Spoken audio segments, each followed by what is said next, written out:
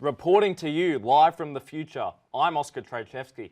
And I'm Georgie Bulge. This is Hungry Talks. Now, obviously, I'm not Alana. She's unable to join us tonight, so I will be filling in. Oscar, sell me this pen. Are we really doing this cheesy marketing job interview thing now? Just humour me, okay?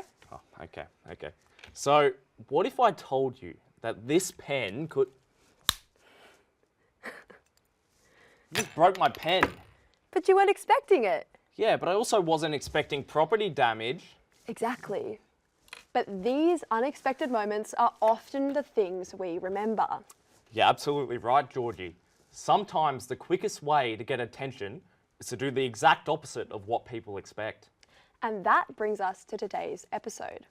We're talking about campaigns that break the mold, the strange ones, the risky ones, and the ones that make you ask, who on earth approved this? Most advertising follows a familiar structure. Show the product, explain why it's useful, and give people a reason to buy it.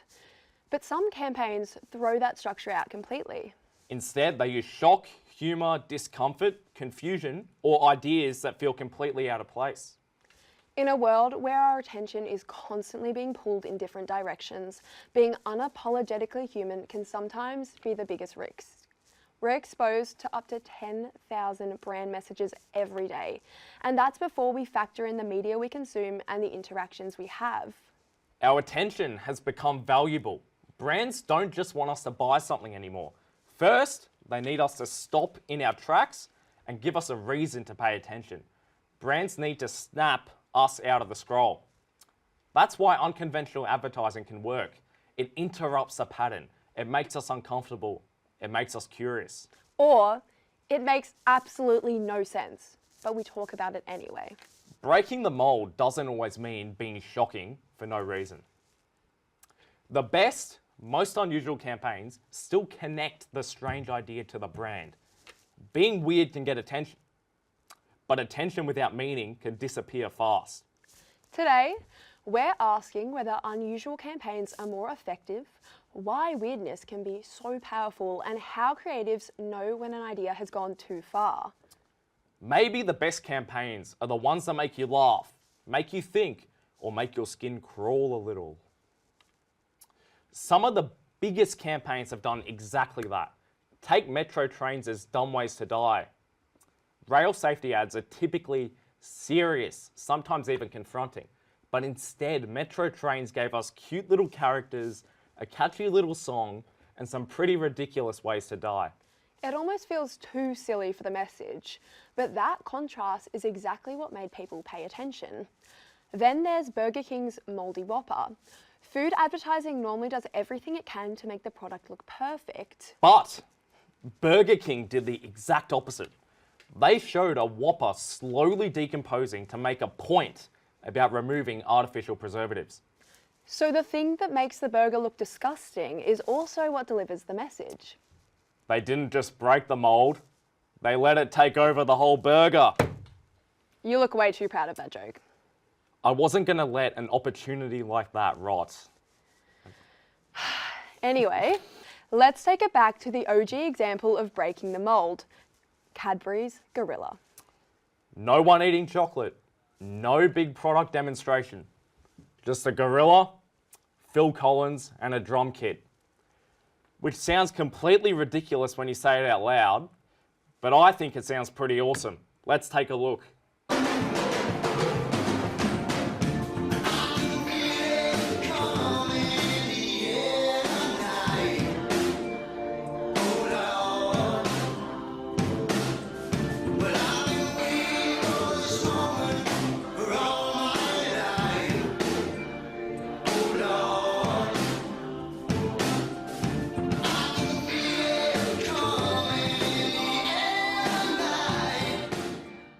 At face value, it barely sells the chocolate at all. Instead, it sells a feeling.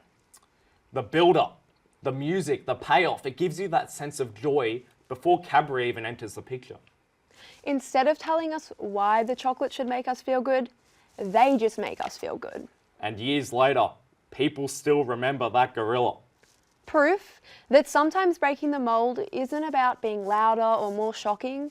It's about making people feel something they weren't expecting. Then there's this ad for gum. Just warning you at first, we're uncomfortably close. We see eyes, a mouth, and pieces of a conversation, but we have no idea what the full picture is. Then the ad gives us a pretty unexpected reveal. What makes this one even better for today is that it was created by one of our guests, Charlotte Adorjan. So later, we'll be able to pick apart her creative mind and find out how exactly ideas like this actually come together. But for now, let's take a look. Hi, can I take your order? How's the corned beef? It's great. Can I get the corned beef and eggs? Sure, how do you want your eggs? Scrambled. Coffee, tea? Coffee with a little bit of milk. Sure. Would you like some sugar? That reveal is what makes such a simple idea work.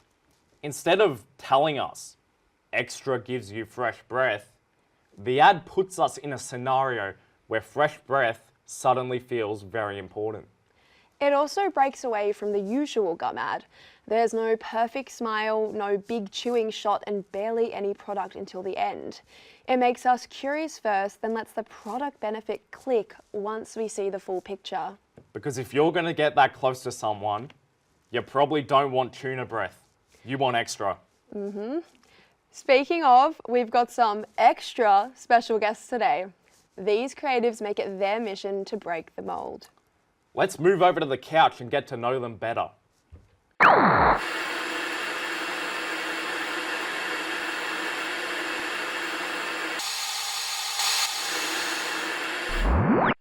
To help us explore unconventional ideas, we're joined by three professionals who built careers around pushing creative work in different ways.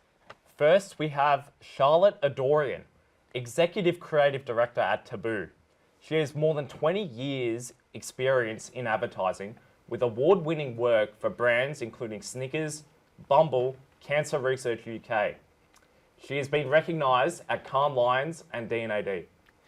Next, we have Ashet Paris, a creative who has made the top 10 at Award School, had his work featured on the Award School wall and has won multiple competitions.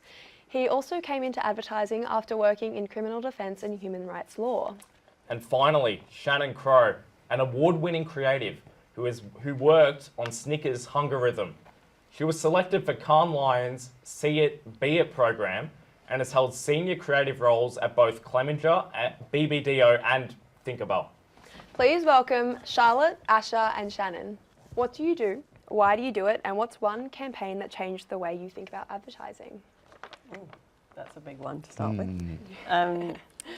What do I do? I'm an executive creative director at Taboo, but a copywriter by trade. So that's my main thing. And do you need to know why I do it? I would love to know why you do it. Why do I do it? Because I never really wanted a real job where you sit at a desk and do. I mean, I don't know what real jobs are like, so I've never had one. I've only ever worked in advertising. But in my mind, you sit at a desk and you push paper around and then you leave and you go home and you do the same thing every day. Yeah. Whereas in advertising, you can basically make a career out of being creative every single day. And who wouldn't want that? Exactly. Yeah. I agree. I mean, I think we all agree. Yeah. Beautiful answer. Yeah, Asha, what do you have to add? The first question was, what do I do? Yes, what do you So do? Who are you? What do you do? So I'm a creative writer at Bastion. And yeah, I used to be a lawyer. So I do know what it's like to be on the other side. Wow. Which is better? Which is better? Well, I think we're on the right side now. You're like, let's do this when you're a lawyer. Don't get to do this. And the main reason why I swapped, I guess, a bit later in life was because I realized that I wanted to do something that was more me and where I could be myself. Yeah. I wasn't able to be myself and express who I am as a lawyer, but I knew in advertising I'd be able to find a way to let myself shine and the ideas that I have as well. So that was kind of a big reason why I wanted to swap and do award school, and here I am, I guess, on Hungry Talks, which is awesome. And then the campaign that I think about when I was starting that really got me hooked and excited about advertising was this print campaign, an old print campaign from JB, which is a whiskey company, and it was in the US, and it was around Christmas time. It was just a headline which read, Ingle L's, Ingle L's. And the line at the end was, Christmas isn't the same without JB. Wow. So as like a writer, that really blew my mind that something so simple like jingle bells, Yeah. like the saying that we all know around Christmas time, could be just slightly changed and taken and, you know, give you this like beautiful way to want to buy, I guess, whiskey. Yeah. So that's a campaign that I think about when I think back to like what really got me hooked and really made me notice what writing and advertising can do. Yeah, such a good point. And Shannon, lastly. Yes, I'm Shannon. I'm the Director of Copy at Who Gives a Crap. So I've done my stints in advertising agencies and then freelanced directly with clients and agencies and tech companies, and now, working in-house for Who Gives a Crap, writing bum jokes and poo puns every day, but for a company that's profit for purpose, which is really nice. They donate 50% of profits to help build toilets and create access to clean water around the world. So it feels nice to be flogging stuff for a cause as opposed to just selling stuff that people don't need all the time. Why I do what I do is, I think, similar to Asha. It's nice that, like in advertising, the more life experience you have, the more unique you are, the more your ideas are unique as well. So I think, for a long time it was a boys' club, but now I think more and more people are recognising the value of bringing your whole self to work and having those experiences and feeding them into the ideas that you come up with. So, Amazing. Yeah, from what you guys were saying, you kind of made the whole advertising industry sound very unconventional in comparison to regular jobs. But in terms of campaigns, what makes a campaign unconventional in your eyes? Ooh, that's a huge question. Yeah. Well, I think for me, the things that stick out for me are when I just thought when I was starting out that advertising was just all about doing a really great ad. It was like, make it sound good, look good, you know, say something interesting about the product. But actually there's a campaign that I really loved that came out, it was like 2014, and it was solving a problem in a really creative way. And I think that's the best way of using unconventional advertising. So it was for, the idea was called Nazis Against Nazis. And it was all about, I know, stay with me on this one. It was this town in Germany where Nazis would do a march every year, and they needed to get them out. The town didn't want them there, they wanted them out. And the creative problem they were solving, they just did it in such a nice way. They basically did a sponsored march, so that every step the Nazis took was sponsored, and so they raised money by marching. So every time the Nazis marched, they raised money to get themselves out. So it was Nazis against Nazis. And I just thought, to me, that was, you know, it's not a conventional advertising idea in that sense, but it was solving a problem in a really creative way. And it kind of completely switched how I saw the industry we're in. It's not actually really about making adverts. It's about solving problems in ways that's so creative that it really gets people to think differently. Yeah, it's such an interesting thought, because lots of people do just see advertising as capitalism, but it is so much more than that for the people who work in the industry. Like, obviously you got to do the pay the bills kind of ads, but you can do that moral, that make a difference. Like behaviour change is the best part of it, I would say. Yeah, definitely. I love that example that you've given, because it's not actually a traditional ad or not even a campaign. Yeah. I think I read about that from Dave Trott. Yeah. So shout out to Dave Trott. Yeah. But I love that. I've read about this campaign and this idea, and this is a brilliant example of using the problem to your advantage. Yeah. So the problem was we can't get these guys out of town, and they're walking through town. Yeah. So let's turn that Sponsor problem. them. Yeah. Yeah. So good. So good. Wish I'd done that. Yeah. Jealous. Whiskeys and Nazis. So this is great stuff. We started strong. I was going to talk about the Budweiser tag words campaign, like also using the problem as part of the solution. So Budweiser had this campaign that was street posters, and they realised their insight was that, you know, it's been the beer of choice for musicians throughout for decades and decades and decades, and they had all of these photographs of like Jimi Hendrix playing a guitar with a Budweiser, and, you know, all of these other bands up on stage with Budweisers. But to use those images in the campaign, they would have paid millions and millions and millions of dollars. And so that was the problem they were up against. So instead, they created posters just with tag words, like random words, knowing that human nature is to Google things we don't understand. And so people saw the posters with, like, you know, tight pants, guitar, like something else, Googled it, and then they'd see the picture of Jimi Hendrix with a Budweiser. And they got, it was incredible. Clever. Yeah.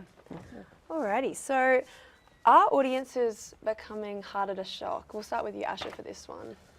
Audiences, great question. I think definitely people are finding it, there's a lot more that needs to be done to make people notice an ad or a piece of communication. Like the KFC is a great example. Recently they did this go full chicken thought, and there's this someone dancing on an ice skating ring with a chicken. Wow. And people thought that was fake. People thought that was AI, but it wasn't. It was all real, and people spent a lot of time building this beautiful, bringing this crazy idea to life.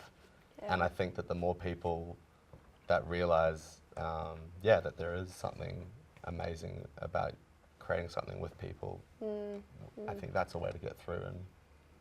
And So do you think that ads are needing to become stranger and more extreme to really catch the audience's attention? Well, yeah, I think because people just won't believe, because AI is everywhere, and the average person will just believe that if it's made, don't realise that if it's made by AI or made by a human, they can't really tell the difference. Yeah. We can, because we're kind of involved, but most people don't really care. But so I think people need to work harder, creatives need to work harder, and advertising teams to actually make work that is real, and the more real it is, I think the more it's going to disrupt and break through. Yeah. What would the difference be between a smart creative risk and an idea that's only made to really get that attention?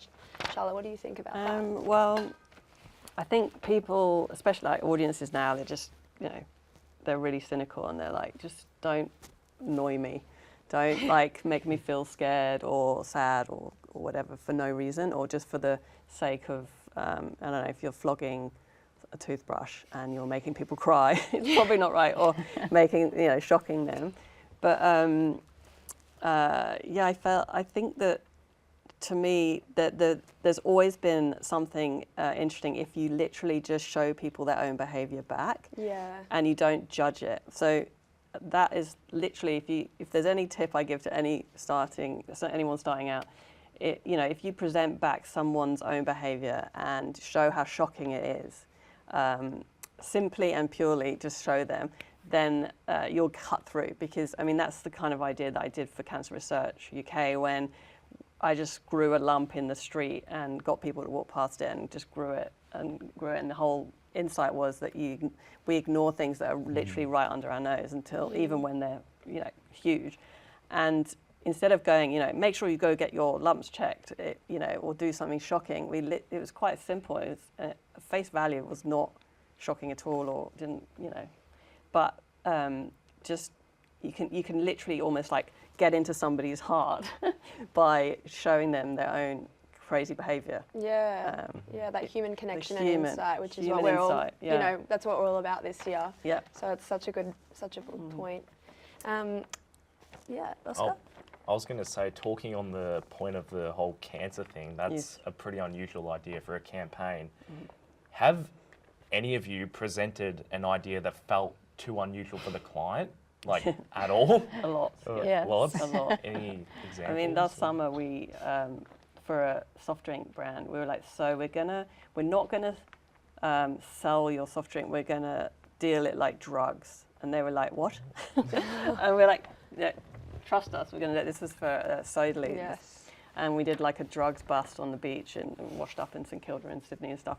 But we had to go on a long journey. We didn't just walk in one day to the client meeting, first one, and go, so you know how you've got this product? We're not going to do some out of home. We're just going to do like a drugs bust, and and they go, cool, great. Let us, here's some money, go make it. You have to. This is another side to the whole thing, is that you have to take the client on the journey with you, and literally, because if you think about it, if they fuck up, their job is on the line. If we kind of slightly fuck up, we go, sorry, tiptoe away and go and like do another brand. You have to treat the client's money as your own, really, in that sense. So this was last summer, and the client loved it, and now we're going on to the next campaign. I'm like, how do we beat a drugs bust, peddling drink like drugs? It's going to be an interesting challenge. Yes, that was definitely because the advertising students were lucky enough to get that follow on that guys. brief. So we had the experience of trying to follow up on that amazing you guys brief. are great. So. You might have to steal some of the ideas. Well, take it, free labour. That's not how it works, is it? Yeah. Exploiting us, that's how, that's how it works. One of my first briefs when I was a junior was for Stone, which is like an engineered kitchen benchtop shop. And so the USP was like, the stone is beautiful, it's long lasting, it's strong. And so my creative partner and I came up with this idea to use Stone to create stone penises to replace all of the penises missing from the statues and the classical statues across Italy. So good.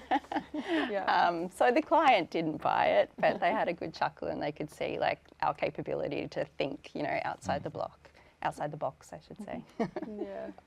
I guess on genitals, I also have, that reminds me of something.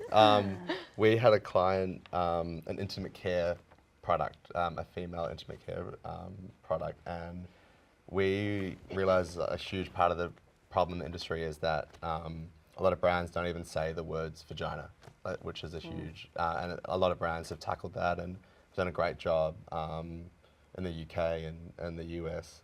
So we just sort of said, like, let's just say vagina, and let's quite a simple sort of thought, and we wanted to use rappers as like the way, because rap music is straight and on the streets, and rappers say it straight. So we had this idea to come up with a new rap song about vaginas. So that was an interesting one to sell in.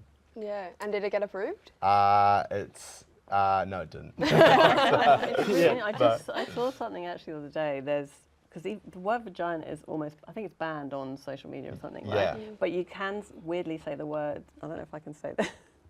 I just said it. You can say the word cunt, apparently. So they've done this whole campaign where they've replaced the word vagina in everything they're saying, because you can actually weirdly say this. And I was like, okay, I love it. And whatever it is, I don't know what it was for. I remember seeing that have too. you seen it recently? Yeah. So they went one stage, and I think this is another lesson that I love, is that going to the extreme often is the best answer to, I mean, if you go too far, like extremism is not good, but when you go extreme, like, you didn't just create a statue out of the workbench, you created a penis. It's like, what could we do that's kind of beyond the average? It's like, go to the 8th degree, like extra close, like get really fucking close. I swore again. Get really close, like get the closest you could ever be. Don't just be like, I think that I love extremes. I always play with extremes in my ideas, because we need, I guess that's how you sell stuff. I don't know. Find the edge of madness. Find the edge and of then madness. let someone else bring you back. That's the thing at uni. We're kind of like, how do we know what's too far? They're kind of like, it's uni, do what you want. Whereas in the real world, it is kind of like, that is a good point. How do you know when you've gone too far? Is there a point, or is it the clients being like, come on, we're not doing this? Like, what is there like a Definitely leeway? in my drugs bust, there was a moment where where we said we want Chappelle Corby to be the kingpin, and the client started sweating, and she had to sit down, and someone was fanning her. Oh no! So we never got that one away. But the PR department said no. it was like, oh, that was one step too far. But sometimes you do need to, you just test it. You just have to test it, and it's like you probably didn't walk in one day and go penises. You or vaginas. No. Or vaginas, no. you know, you build up to it. So yes, that it unfortunately comes to the end of our amazing interview with Charlotte, Ashet and Shannon. So a massive thank you. You guys really had some insightful points that I think me as a creative am going to take that on, and I think a lot of the other students, the note is break the mold, push the boundaries, and you know, find out what happens later. But yeah, Yep, Oscar. That's it. It's now a very exciting time. It's time for human verification without Lucia.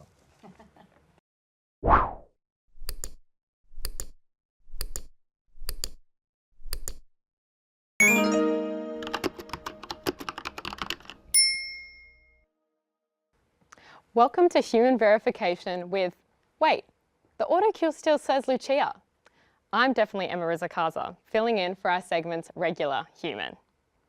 This is the part of the episode where we check out our guests are absolutely, without a doubt, completely and utterly human. We're tackling this week's topic, breaking the mold, with top-notch tech and our guests' wonderful ideas. First, let's run a technology test. Draw a traffic light if you're a human. No bot could ever get this, which is why we ask. Go ahead, guys, draw a traffic light. It's very important for I our need an tech. art director. Yeah. Though. We're all Yeah. copywriters. just Right, as can we a- talk about it instead? Beautiful. When you're ready, you can flip those. I need to That's great. Oh, lovely. Oh, Oh, yours is good. very detailed, Why yes. all on? Well, I've already Oh. got. I just used It's my artistic. box. It's artistic. I minimal. like Yours it. is anarchy. Amazing. Amazing. We've definitely got some humans sitting on our couch. So, All right, so here's the game. I'm going to ask you 3 questions. You have 15 seconds to write or draw your answer. Then we'll flip the boards and see what you have to say. 15 seconds. Yeah, it's pretty quick. Here's your first question. What is the funniest feedback you have ever received? Your time starts now. While you do that, here's Burger King hijacking Google Home to finish the ad. Clever, invasive, memorable. You're watching a 15-second Burger King ad, which is unfortunately not enough time to explain all the fresh ingredients in the Whopper sandwich. But I got an idea. Okay, Google, what is the Whopper burger? All right, guys, you ready to flip the boards? Okay. Yeah, flip them when you're ready. Would you like to start off? Oh. Yeah? Mine just says, do we really need to vajazzle the arse? It's a long story. Is there any quick context you can give us to No. that? Okay. It's just you, if you know, you know. All right. No. Would you like to Just go next? nah. Nah. Just Okay. simple and just like hurt, but just Yeah. painfully true. That's a sting to the heart. Yeah. That's rough. Yeah. Similar kind of field when clients are like, oh, we like a bit of this idea and a bit of that idea, and can you mush them together? And it's so painful that the only thing you can do is laugh. Because Yeah. you fall in love with your work. Oh, exactly. And they're like based on single ideas and insights. Frankenstein. Frankenstein. All right. It is time for your second question. Which brand would you love to completely rebrand? Your time starts now. In the meantime, here's an ad for canned pineapples. 10 seconds.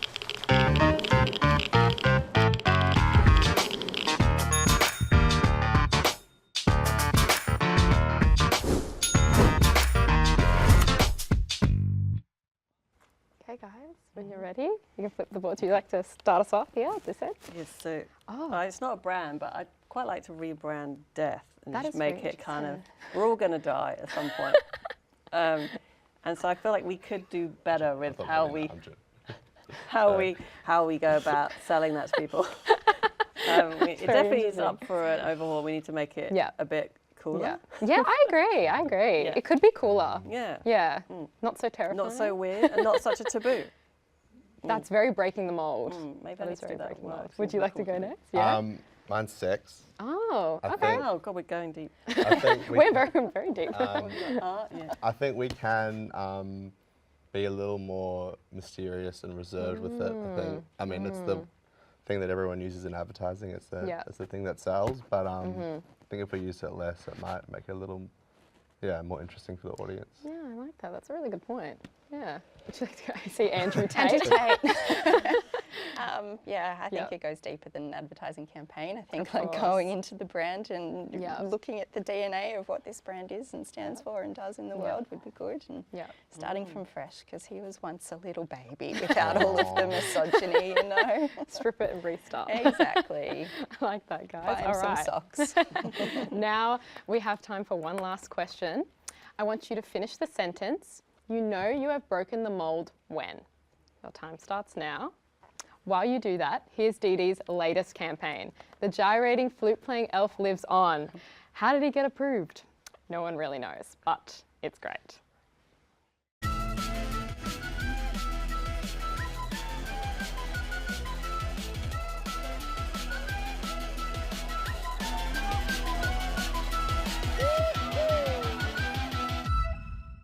Okay, when you're ready, flip the boards. Oh, Yes, when the client cries, you know you've done something either good or bad. But wow. I've had clients cry because they're genuinely really moved by what I've gone. They're like, Really? no one's got my brand like you have. And other people cry because they're like, shit, this is not.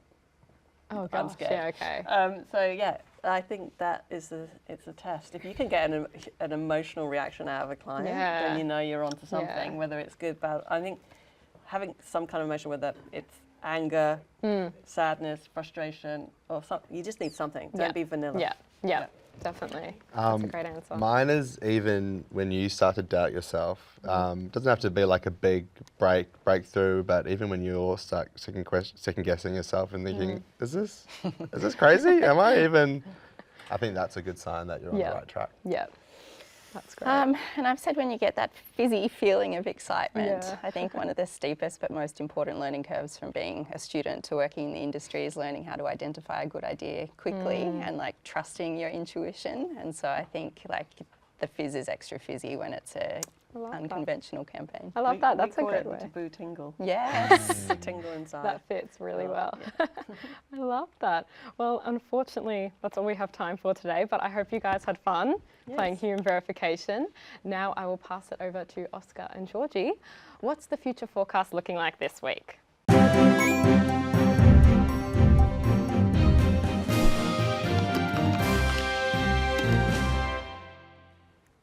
Now it's time to look ahead with future forecasts.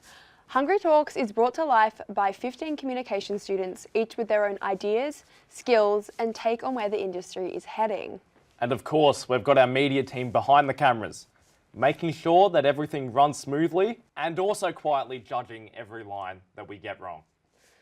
In future forecasts, we spotlight one member of the team and ask them a question from one of our guests or social media followers. This week, we're joined by Harriet Grierson from Hungry Talks social media team. Hi, Harriet. Hi, guys. Harriet, from a Gen Z POV, Shannon would like to know which brands are getting it right on socials and why. Well, I would definitely consider myself a social media warrior. I use pretty much every platform daily for work, entertainment, business. So I probably see thousands of ads targeted towards my generation every single day, and I think I've developed a pretty good idea of what feels successful. There is a huge difference between brands that are actually engaging within online culture and brands that are chasing relevance through a 15-second TikTok. The term effort signaling is used a lot when it comes to advertising at the moment, and it does refer to visible signs that a brand has made content or a campaign with genuine human care and effort, and that's how I measure the efficacy of an ad. So in my opinion, the brands that get it right on social media have a few things in common. They've utilised social trends successfully, they show care in their campaigns, and they understand where they come from as a brand. So obviously I'm going to kick off with Rode. There's a reason that everybody is talking about them, and a reason it was the first brand that came to my mind when I had to answer this question. Its visual identity is so strong that their audience can easily recreate it themselves. You think of the lip gloss phone case, the glossy textures, the food-inspired concepts, all very easily recreatable. We also can't forget about Hailey Bieber's It Girl status among Gen Z. She's created a world where her look and brand is accessible to the audience that looks up to her. And also, I want to talk about Rode's campaign with Sarah Pigeon earlier this year. It was only 2 weeks after the release of Love Story where they launched the campaign on socials, sort of during the resurgence of 90s minimalism. It naturally fit Rode's identity and it just felt like a great collaboration. Rather than just choosing somebody who was trending, Sarah Pigeon's cultural relevance and image aligned with the brand very well. And the entire campaign just felt thought out instead of a quick cash grab. So the next brand I want to talk about is Fern, which is an English perfume brand that's focused on restoring perfumery to its artesian roots. In my opinion, they've proved that getting social media right doesn't necessarily mean being loud, funny, or chaotic.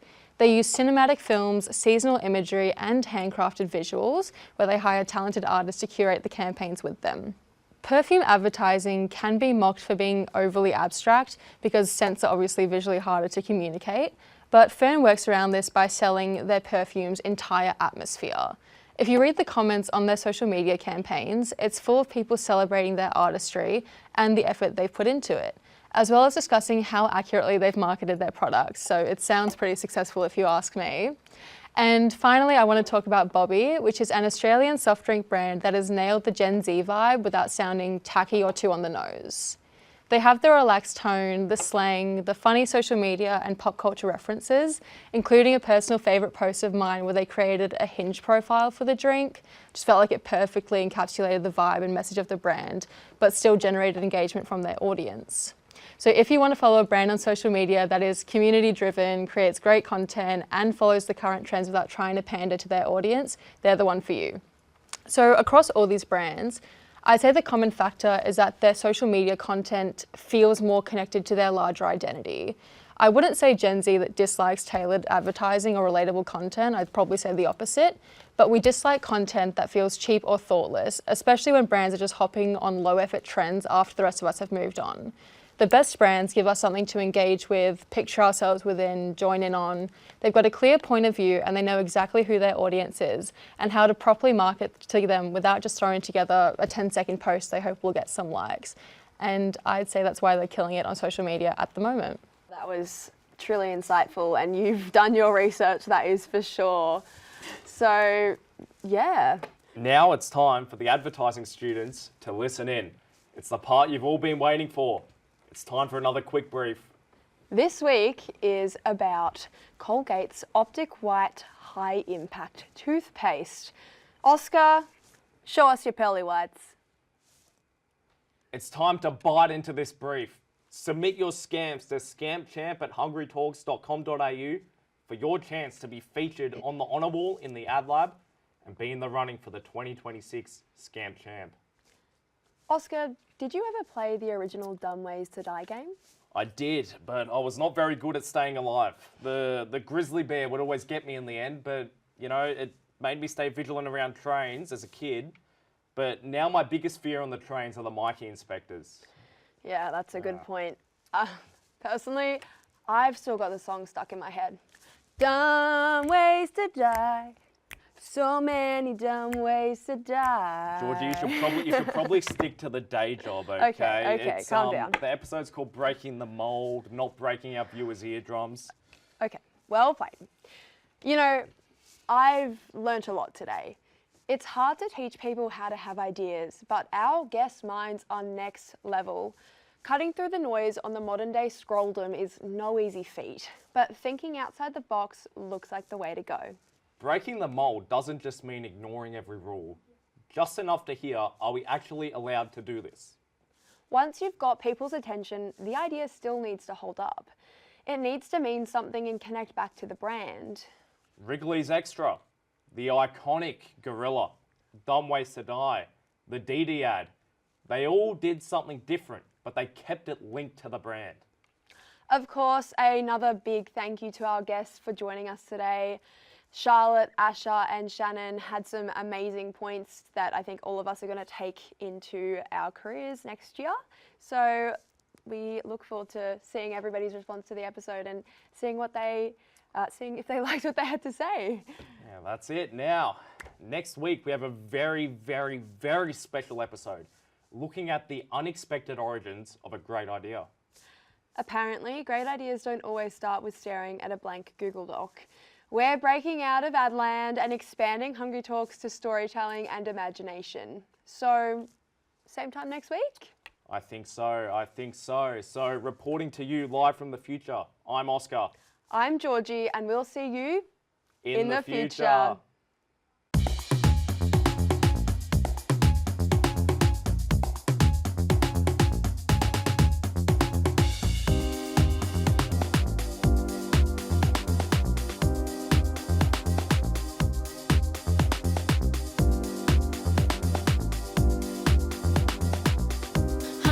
out.